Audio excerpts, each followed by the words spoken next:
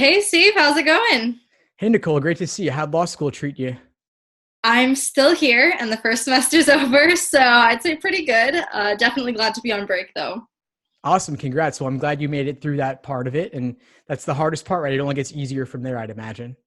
For sure. And I'm super glad we're talking about the LSAT today as it's changing. It's kind of interesting to look back at like how that was my biggest worry 2 years ago now. And now my biggest worry is how do I get a job for the summer and how do I pass all these classes? And oh, I hope that I got a good grade on the exams that I just took last week. Right. So that bit of perspective, I'd imagine, at least helps to diminish the importance of the LSAT relative to the other many things you have before you, like 1L and the bar exam, right? So it's just one step in a long line. Absolutely. And I think looking back on it, it's like, oh, the LSAT was nothing compared to law school. I don't know if that's encouraging or really scary, but I think if somebody can approach the LSAT as really a stepping stone into what law school requires, it gives them a good place to look at law school going forward. Exactly. And the funny thing is that they actually relate quite a bit. Your LSAT logical reasoning, LSAT reading comprehension, especially. Would you Sure. say in your experience in law school that you've seen some of those connections? Oh, totally. I mean, you're definitely not going to be asked LSAT questions in law school, but the exact same skills that you need to succeed on the LSAT are exactly translatable to what you need to do in law school, especially reading comprehension and logical reasoning. I think logic games are fun and it's a good way to practice study habits and learning a new way to think about something.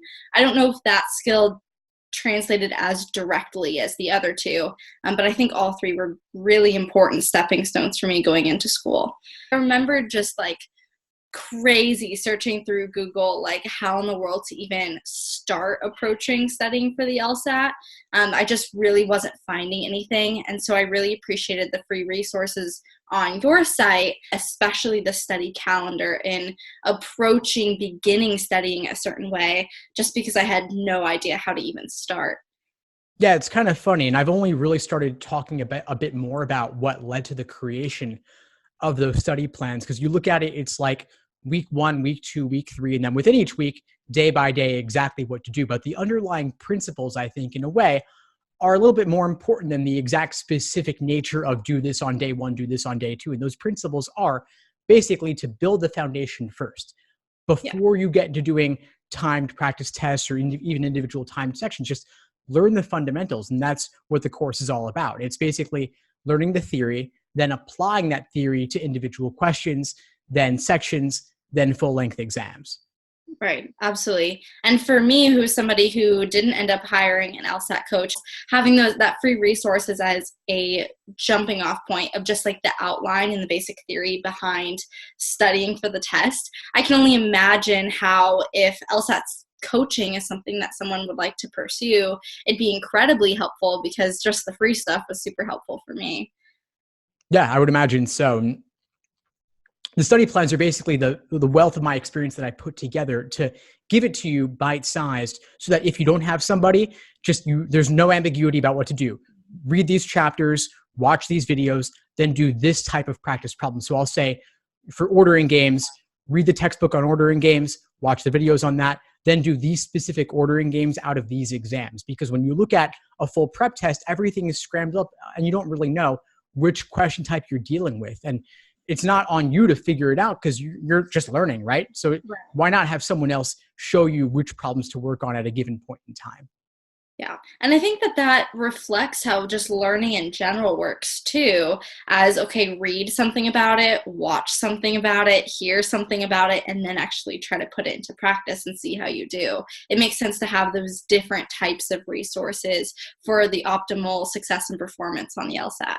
Totally, totally. Well, I have a couple questions, if you don't mind, that I know some of your students have sent in and some of my subscribers from my YouTube channel have sent in. Do you think we could jump into some of those? Yeah, sure. Let's do it. All right, so let's start with like really general stuff. And I know we talk a lot about this in your more specific courses. But one thing that a lot of people keep coming to me for, and it's actually one of my most viewed LSAT prep videos, is on reading comprehension. I feel like that's something that I know for me, you think like, I know how to read. I'm however 20 something years old. Like I figured that out by now. And it's hard to think about how to study reading. So what are some general tips that you get from students? I imagine you get this question a lot, on just how to approach that exam if somebody keeps being tripped up on how to study for it. Yeah, well, first off, if you're bored by LSAT reading comp or logical reasoning, I mean, you're certainly not alone. They do that by design.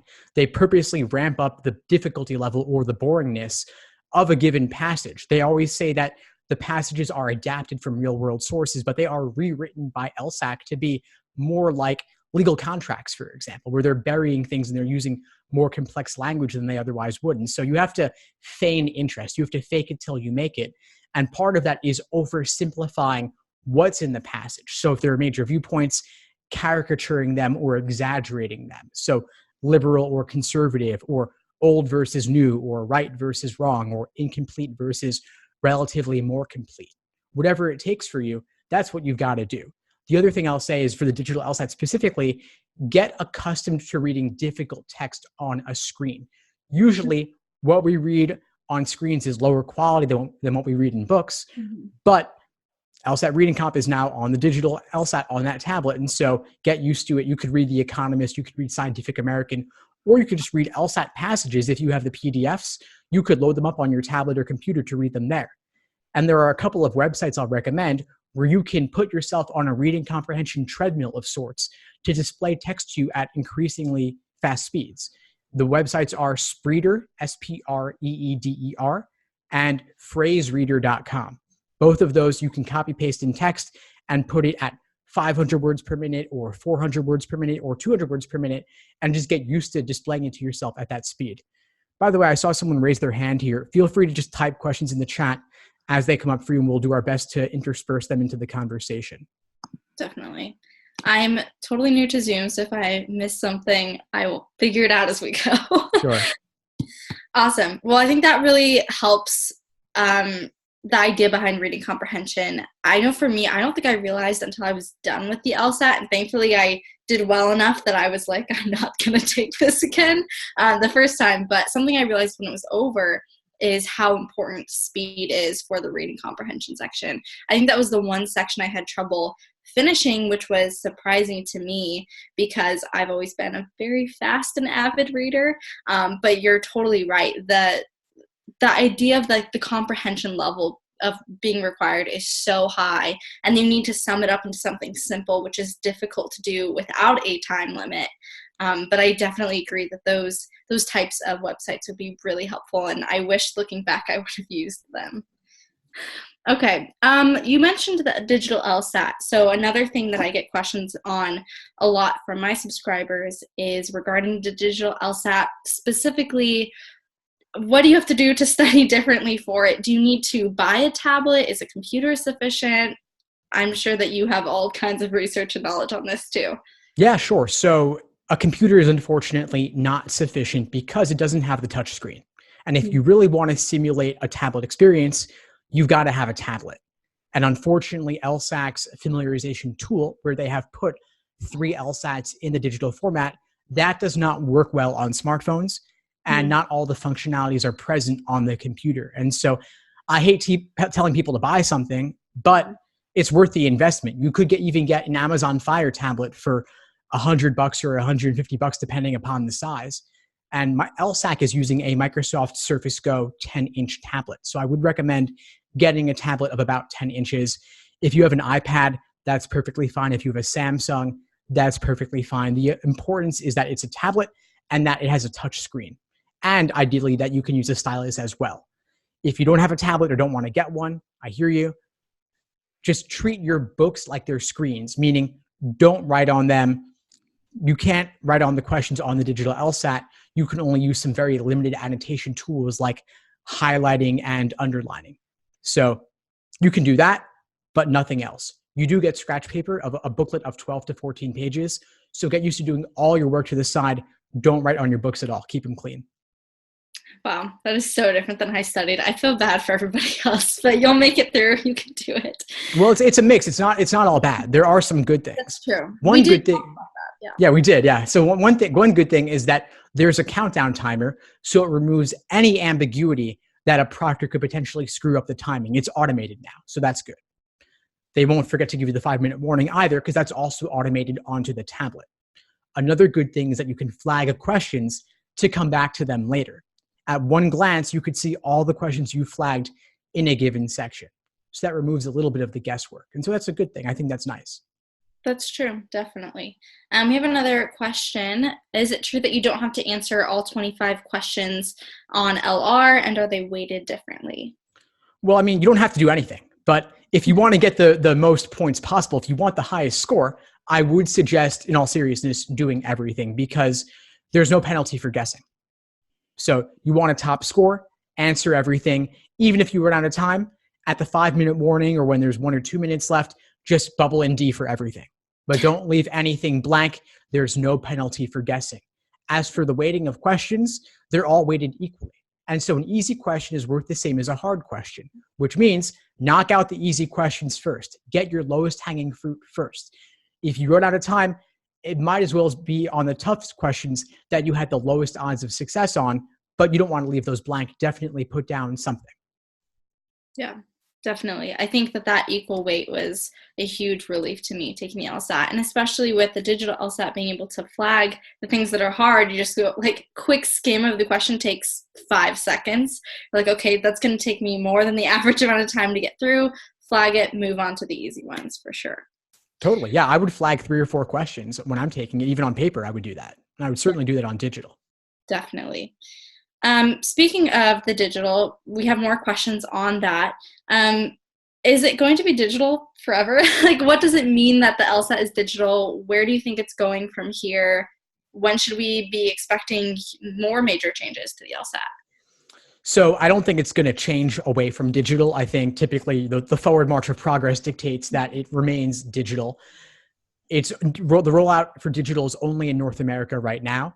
It's still paper and pencil overseas.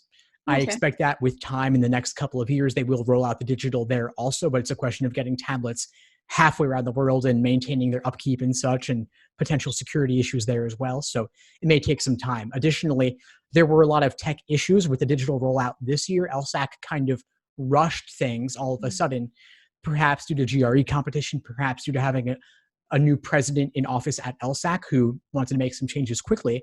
But there have been a number of tech issues with tablets malfunctioning in various ways, but hopefully it will get progressively better with time.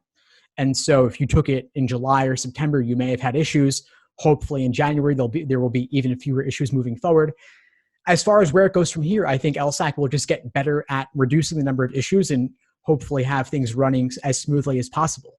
The other big change is that they've increased the number of test dates from previously only being 4 times a year to now being 10 times a year. And so I think one direction we'll see is more frequent LSATs. I think eventually they may move to every single month. Wow. I don't know if they'll ever get to every single day like the GRE or the GMAT, because the complexity of writing LSAT problems is tougher than just substituting numbers like they can on math problems.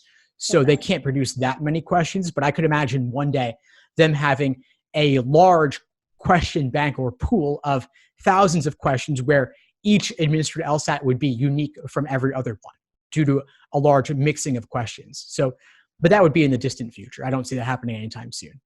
Definitely. And speaking of changes, I know that there's a new LSAT retake limit. Could you address that a little bit? Yeah, sure. So most recently, the policy was you could take the LSAT an unlimited number of times, which I think was awesome because there's no penalty for retaking because law schools only take the highest score. They do not average multiple scores. So why wouldn't you take it again if there was any chance you could do better? Obviously, taking it 7 or 8 times looks a little bit flaky, but 3 or 4 times, totally fine. Now the new retake limit is you can only take it 3 times in one admission cycle. Admission cycles run from June to May of the following year, 5 times in 5 years, 7 times for life, and if you get a 180, you can't take it again. Why do these limits exist? I think it's because with LSAC offering the test more frequently, like 10 times a year, like I said, they have to reuse a lot of old unadministered exams. And if someone is taking all of those administrations, they might see the same questions multiple times, which would certainly be unfair. It would compromise the integrity of the test. And so they want to limit the number of times that could happen. And could it happen occasionally? Yeah, it could. Somebody could take it overseas 1 month and then take it in North America the next month and maybe get the same test form. Could that happen? Potentially, but the number of people affected would be minuscule, would be infinitesimally small. So not a huge concern for them, but they do want to limit that overall. And so that's part of the reason for the limit. Sure. And I don't know if you would agree with this, but my personal opinion, as far as taking it only 3 times an admission cycle, from studying the LSAT fairly recently in my life, I don't think that taking it more than 3 times in an admission cycle is advisable anyway, even if you were allowed to do that. I think if you want to see significant improvement, it's going to take more time than, what would that be, 2 or 3 months. I mean, that I think is enough time to make small improvements for sure. But if you get something in the 150s and you're hoping for a score in the 170s, that's definitely achievable. I totally am a firm believer that the LSAT is a learnable test, but it does take time, and it might take years. I know somebody who's in my subscriber base who has been taking the LSAT for 2 or 3 years now because she knows she can do better, but hasn't been able to really invest that time yet that it would take to make such a significant improvement. So I wouldn't worry too much about the new retake limit, although it's something to be aware of for sure. I would certainly agree with that. I think that you don't want to take it 3 consecutive months, for example. Like someone could have theoretically taken it in September, October, and November, all consecutive months, but is there any logic to that really? Are you really going to improve that much in 1 month and then yet another month? I think if you were to take it 3 times in one cycle, you want to space those out as widely as possible. Maybe you would do July, then November, then I don't know, February or March. Sure.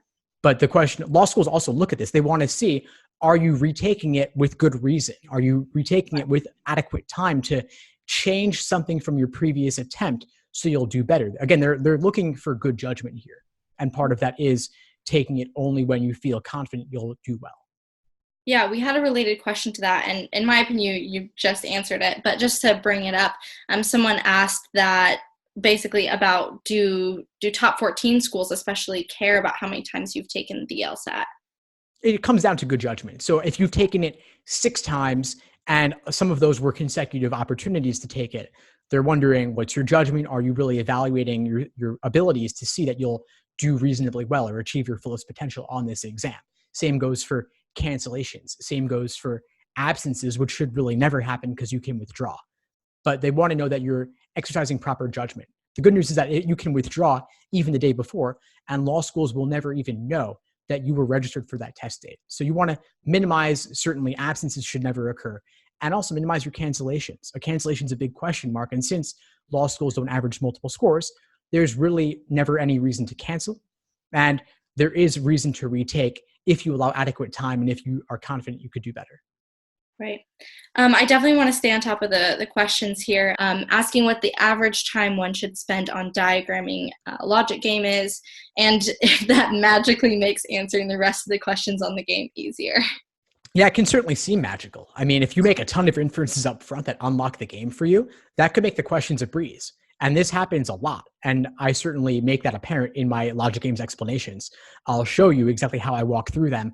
And yeah, a lot of upfront work can make the game run very smoothly. But not all games are like that. Some games don't lend themselves to tons of upfront work.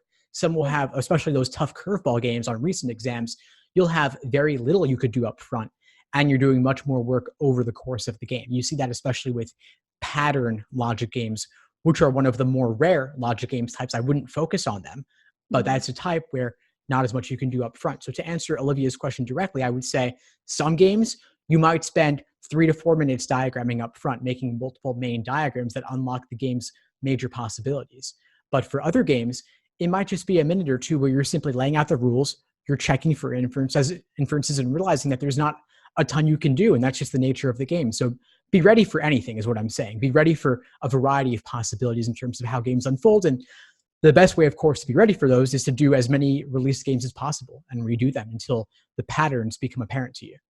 Right, exactly. If you can learn to recognize the pattern up front, you'll know if it's one of those games where spending over half your time that you have allotted for that game is worth on the diagram.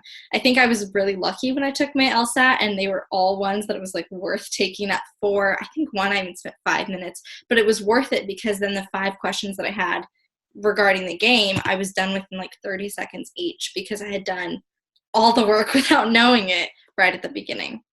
That's amazing how that can work. Yeah. All right, let's go back to our pre-listed questions. And again, everyone in the chat, please keep sending them in. And anything that is for me, I will answer at the end. Okay, I think the last question that we had for the digital LSAT is another more general one. Just beyond taking the tablet and going to the LSAC's resources, is there any other recommended preparations that you think people need to take for the digital LSAT specifically? Well, one thing I would say is about the fundamental nature of digital LSAT is that you can only see one question at a time. So that's something else you would want to get used to. And just to lay out a little bit more about what LSAC offers right now, they have 3 exams in the digital LSAT format, exams 71, 73, and 74, which are real, relatively recent exams from 2014 or so. So they reflect adequately the modern LSAT. And so I would suggest getting a tablet and practicing those digital LSATs so you can see exactly what the format is like. And again, one thing is you can only see one question at a time. So one really low-tech way you might simulate that if you didn't have a tablet would be just cut a hole in a piece of paper the size of one LSAT question, overlay it on top of your book so that you can mimic that style and get used to it. Because right now, especially with logic games and reading comp, you're used to getting that bird's eye view of the entire spread of questions associated. You can no longer do that on digital. You'd have to click left and right. So I would suggest imitating that as well. That's one of the biggest digital LSAT changes I would say. And of course, this is not a content change. It's only a format change or a change in the way they deliver the information. But these little differences are important. I don't want to overstate them, but it's important to be familiar with and prepared for what it's going to be like. Right. Well, it's like the same thing of where they say if you were chewing a certain type of gum while you studied, like you should chew that type of the gum at the test. I'm not the LSAT, don't chew gum at the LSAT. But it's that idea of familiarity and knowing what it looks like, what the area feels like. I would recommend while you're studying for the LSAT to put yourself in an environment that's as close to the testing environment as possible, because it's that same concept. It's what is your environment like while you're studying and making it as close as possible to the environment that you're going to be in when it actually matters. Yeah, absolutely. So one thing that you talked about was how it comes down to good judgment for when it comes to taking the LSAT. Are you ready? Have you studied significantly? Probably don't take it if you haven't. When do you recommend that students actually start that studying process, though? Whenever you have the time. I mean, for a lot of folks, it could be over a summer break during college or during winter break, the holidays, or if you just have a lighter course load one particular semester in college. But I recommend a minimum of 5 to 6 months in order to achieve your fullest potential on the LSAT. Some folks try to do it in 2 to 3 months, and that's fine. But if you really want to make the most of this, given the LSAT's importance in the admission process, I would give it more time. So don't take on the LSAT prep while you've got a ton of other things going on. If you can lighten your course load in college or lighten your load at work, or maybe not have to take extra time or time and a half at work for overtime, then try to fit it in after work. But you really need support from friends, family, employers, colleagues to make this experience that's going to be one that's valuable for you, really giving it the time that it requires. And during that 5 to 6 months, is that a certain amount of time per week? Does it change as you go? What does that 5 to 6 months breakdown to look like? Yeah, great question. So I would say minimum 10 to 15 hours per week. And that could be 5 hours on the weekend and then an hour or 2 per day on the weekdays. So it'll vary based upon personal situations. And I built in flexibility into my LSAT study plans for that very reason. I built in days off because I recognize that you can't necessarily put in 2, 3, 4 hours every single day. I was talking with one student earlier today who is taking it in July, and she wanted to put in 7 hours a day. And I'm like, how are you going to maintain that for 7, 8 months? And she was like, do I run the risk of burnout? I'm like, of course. Like, how long have you been doing this for? Like, a week. Well, of course, it's not going to work for that long of time, of course. Other things will come up. Nobody can shut out the rest of the world 7 hours a day for 7 to 8 months. It's just not doable. And if you do that, your brain will be totally fried by the end. Yeah, Slow and steady wins the race on this one. for sure. And I think it's important that you noted that it does change a little bit based on your situation. If you're in a situation where you can't put in 15 to 20 hours a week, you might need a longer period of time. In my situation when I was studying, it was really weird. I had like the most hectic schedule of my life while I was studying for the LSAT. And so I would have certain weeks where I had put a big chunk of time and I could study for 20 hours that week. And then I had 2 weeks in a row where I didn't open a book once. But then my last month of studying was 24/7. Like all I did was study for the LSAT. And so it looked a lot more varied for me, but I agree that if you can do something that's consistent, slow and steady, that's definitely the ideal schedule for studying. For everybody though, I think that the last week before you take the LSAT should be pretty consistent across the board. What do you think about that? Totally. And I can certainly relate to the idea of like ramping it up as you get closer to the exam. A lot of times over a 3-month period or a 5-6 month period, you won't do as much as at the beginning. You'll kind of build up slowly, kind of warm up. But once you hit that final month, it's like you're in the thick of it, exam after exam, measure your results. Now, don't just measure them, also review everything you do, everything you get wrong, everything you have difficulty with. So in that final week specifically, I'd say, maybe do one exam and review it, but not really anything more than that. If you're studying full time, meaning you have no other obligations, you could do 2 full-length exams in that week, but I wouldn't do anything more than that because this is not the time to learn something new. This is really the time to refine what you've already been doing and to get results you feel good about, to get realistic simulated test day experiences so that when you walk into the exam on Saturday or Monday, depending on what day it is for you, it's going to be like just another practice test. So it's all about properly simulating test day conditions, strictly timing yourself, and of course doing 5 sections, not 4. Right. And speaking of test day, how would you recommend preparing for that test the night before, morning of? Yeah, well, definitely preparation involves starting early. So getting everything together the day before, your gallon-size Ziploc bag, your admission ticket, your pencils, eraser, snacks, photo, all of that stuff, have it ready to go. Your government-issued, non-expired photo ID, have that as well because you'll need it. Get that all together so that you're not scrambling the morning of. And of course, know where your test center is, know how to get there, have a backup way to get there just in case of anything, and of course, leave early. And also bring some warm-up questions like a photocopied game or reading comp passage or a couple of logical reasoning questions so that the first problems you're doing on test day are not the scored ones that count. Oh, that's interesting. I haven't heard that tip before, but I like it. The last question that I have prepared for you, although chat is still open to everybody else, is how should students prepare for an LSAT retake? Does it look different than the first time you took the test? Yes and no. I mean, the ultimate fundamentals remain the same. So building the foundation, the difference is that you're building a foundation in weak areas specifically. You want to target areas that you know give you trouble. Because it's not your first rodeo, like you already know certain things you've got down. You know that you like games, you don't like reading comp, certain logical reasoning question types give you trouble. Focus on those specifically. Drill them by type and also review fundamentals about those. So watch videos on those question types. Read textbook chapters on those types specifically, then do several problems of those types alongside doing individual timed sections and full-length exams.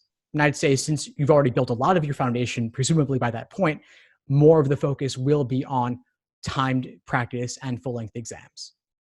Awesome. Looks like we have a new question in the chat for you, Steve. Are the new LSAC exams, for example, number 83, better than the older ones when it comes to beginning your studying process? The newer ones are certainly more relevant. So I'd want you to spend more time on newer exams relative to older ones. So if you're studying over, let's say, a 3-month timeline, you might only want to focus on the most recent 20 or 30 exams. And we're currently up to exam 89 or so. So that means going back to 59, don't study from the exams in the 30s if you've only got 3 months, because I wouldn't want you to do older exams at the expense of the newer ones. At the same time, though, every numbered LSAT is in the current format with a few exceptions. So it's all fair game. But on average, more recent is more relevant. And the biggest change in recent years was that starting with June 2007 LSAT, they switched the reading count from being 4 long passages to 3 long and then 2 short dual passages. And so everything from June '07 to present reflects the modern format without any significant changes.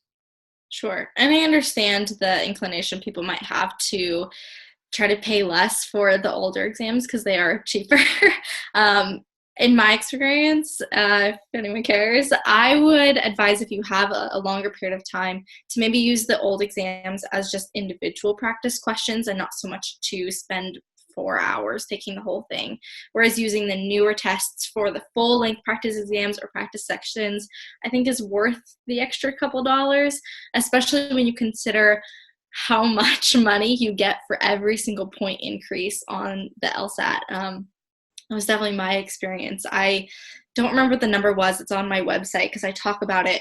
But it was something like over $100,000 was the difference in 1 point in my experience for my scholarship, because I ended up hitting the lowest number possible, 169 at my school for this year, for what a full ride tuition could qualify for. And so if I had gotten a 168, that's 1 or 2 less questions accurate, I would have lost a lot of money that I ended up offering. So I would definitely recommend, if you have a couple extra dollars, even if it's $10, or if you're looking for a larger investment like an LSAT coaching course, I really think it pays out huge dividends if you can afford it up front, for sure.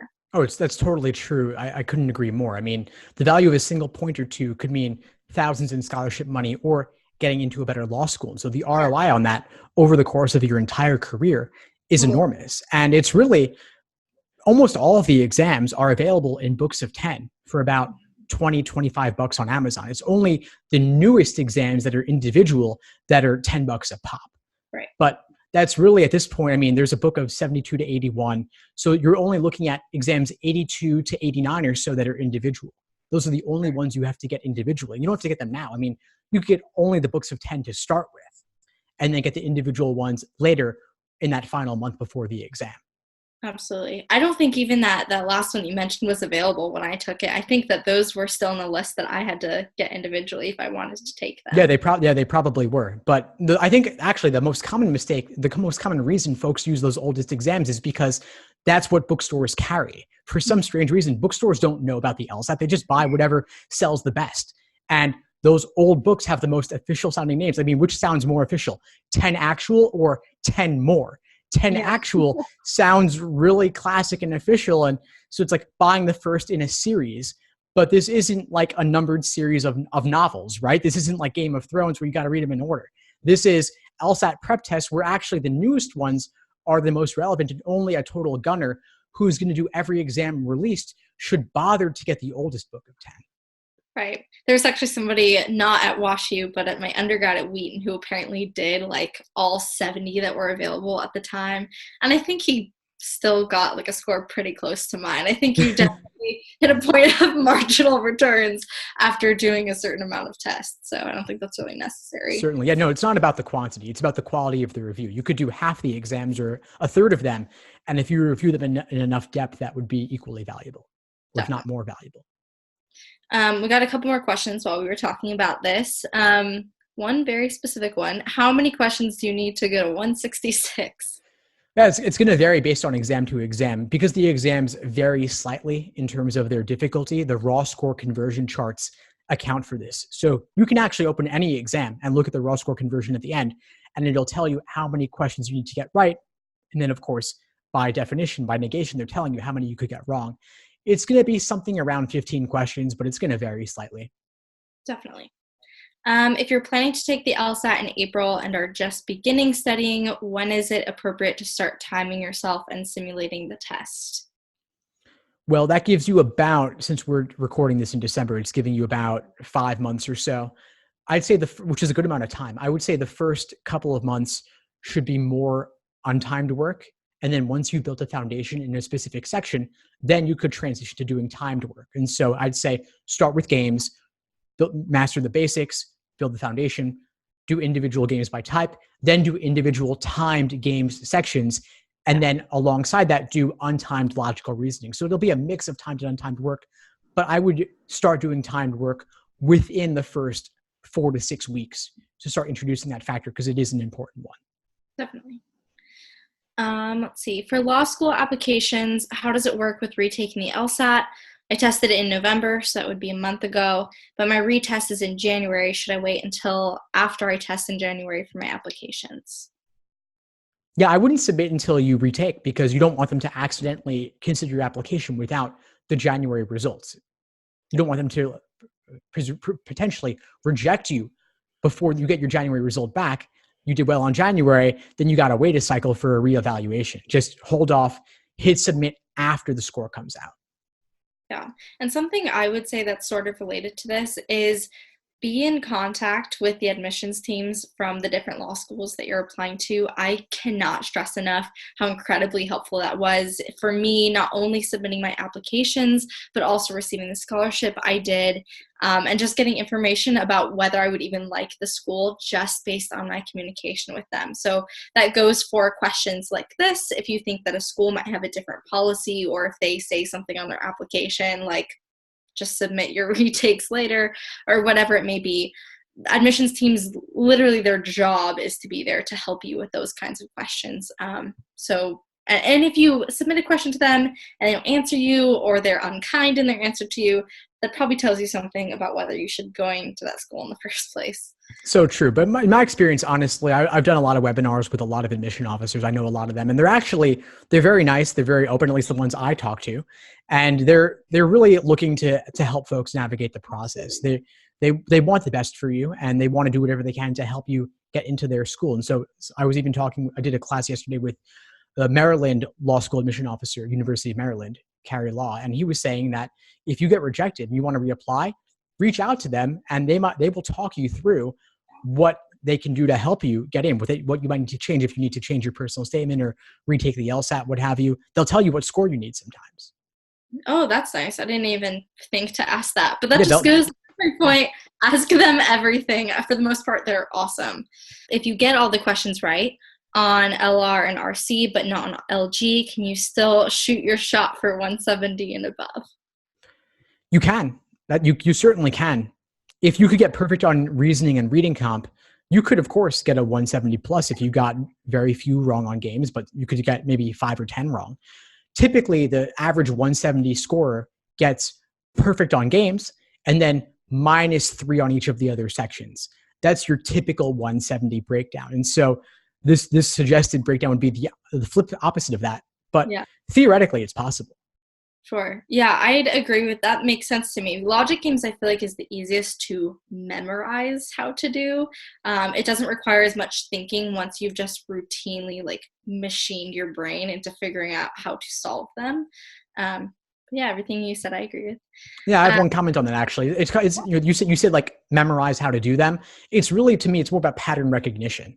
Where especially the games like ordering and grouping that fit into neatly defined categories, those, if you watch enough explanations, you can get a rhythm of it and then it'll be smooth for you. But those curveball games, they require a bit more adaptation. And so one recent change in the last couple of years, I would just encourage folks to note is that on those tougher curveball games, they require a bit more of a flexible, adaptive approach.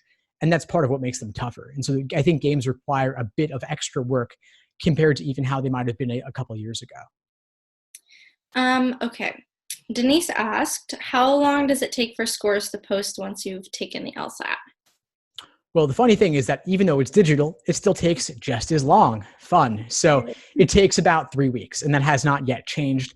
Hopefully with time, with the digital LSAT, that's one other change I foresee in the future is that they will get scores back faster. That's my prediction. They have not made any promises, but with time, I think that will come. But right now, it's approximately 3 weeks. And unlike in previous years, with that new LSAC president, they are actually releasing scores on the date they said they would, as opposed to in previous years, they would release them randomly a couple days early with no warning. Scary. So the new regime is that you get your scores on the date they say they will be released, and those are posted on LSAC's website. Okay, awesome. You are welcome, Denise. I totally did lots to deserve that. Thank you. We have one more question before we go, and they made it in just in time. Does every personal statement essay have to be a sob story? No. What if you're not the kind who whines when they write about themselves? I hope you're not. The idea of a sob story, I think it's a risk that you run when you talk about hardships that you've had to overcome. But it's not, I wouldn't focus on the negative part. Don't focus on what you lost. Don't focus on the hardship itself. Instead, focus on what you learned from the experience and how you grew as a person afterwards. And if you can tie that in some way to why you want to go to law school and maybe how you want to help other people avoid having to face similar obstacles or help them navigate those when they encounter them, I think it will make for a more uplifting experience that can make them cry in the end, but it can be tears of joy at how much you've grown from the experiences that you've had to suffer, but ultimately overcome. Yeah, for me, my law school application was a combination of lots of things that made me me. So my resume included my experience of being an intern at Los Angeles District Attorney's Office. It had a GPA, which thankfully was high. It had my LSAT score, which thankfully was high. And then I had my personal statement, which talked about my perspective as a Christian going into the legal field and how that's informed the way that I look at the world. And so I wouldn't say that my personal statement had anything to do with a sub story, and it actually had less to do with individual challenges I faced than just my perspective going into law school in general. But I found that that combination of all of those different elements of my application were really compelling, and allowed me to go to a school that knew from the get-go exactly who I was, exactly what I was bringing to the table, and knew that I wasn't ashamed of any of those parts of me.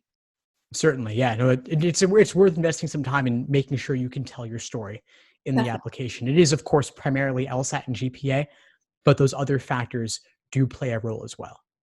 Yeah. I think we have officially reached the end of this conversation. It's been great to talk to you, Steve, and thank you to all of you who have been watching this live, and to all of you who are watching this when it's uploaded onto my channel later, as well as however Steve ends up using this video.